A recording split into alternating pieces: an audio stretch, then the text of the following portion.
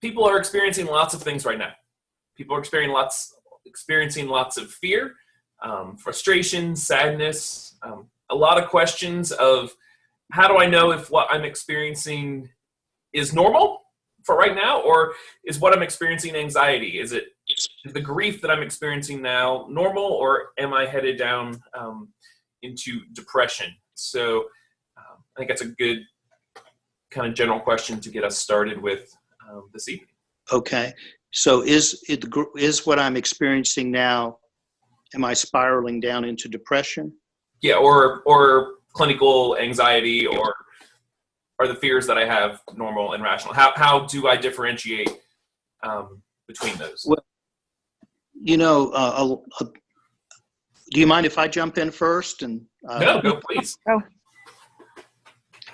So we know that we're reacting to something. All of us are feeling it. This is a different time that we're going through.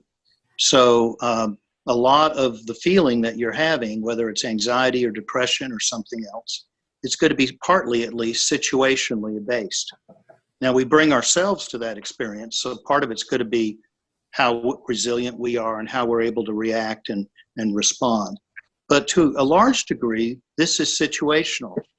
And I think whether you can differentiate between whether this is something that is just a temporary situation, the depression we're going through, versus something more chronic, would depend on what our history is. For each of us, this is not our first rodeo. Everyone who's listening tonight and everyone in our church and our community, each of us has faced adversity in one form or another.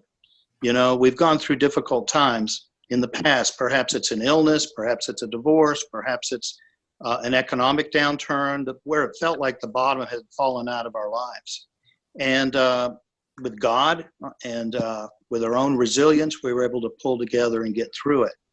And so if you have those experiences of being able to face adversity in the past, you can use that as kind of an anchor for being able to face this adversity that we're going through now. And if you've been able to make it through the past and you don't have a chronic history of anxiety and depression, then probably it is situationally based. That would be my guess. But that doesn't mean that you might not want to see a counselor or somebody or seek some help along the way. Of course, I'm a counselor, so I'm biased that way. But at any rate, I think we all have to remember, and maybe I'm moving off with a question, that this is not our first rodeo. Each person who's listening to this, we ourselves, we've all faced adversity of one form or another, and we've been able to weather those storms, and we're going to get through this one as well. We've just got to kind of summon the same resources that we had before in facing what we're going through now. And so having faith in ourselves and our past and in God, I think as we did in the past, we can move through this one. I'll stop there. Thank you. That was great.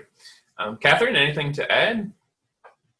I think Denny covered it really well. I may just add that,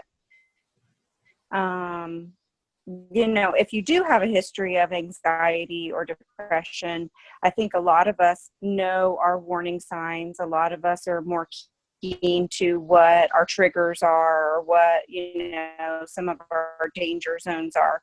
And so kind of like Denny said, being willing to use the skill, reaching out maybe to our friends or our support groups, or maybe our therapist or psychiatrist during this time, and just kind of, trying. I think the mantra I use a lot with my clients is catch it, check it, change it. So catching it early. So kind of just being mindful of how you're feeling and just being aware of, where you are and what kind of support you may need, and not waiting too long to deal with that. So catch it, check it, change it. So kind of like thinking about it, like catch your emotions, check them. Like if I'm thinking about a scale of 1 to 10, maybe 1 is like I'm in a really good place, and 10 is like I'm in a really, really bad place, and kind of being available to kind of check where am I at, and then how can I change that? Maybe it be I need to talk to somebody. Maybe it be, I need to change my mindset or think about this situation differently or something. But yeah, the catching it early, I think, is really the key part. So people just kind of, we all, like Denny said, we know ourselves. And so kind of just trusting that intuition and kind of listening to ourselves if we need to support ourselves.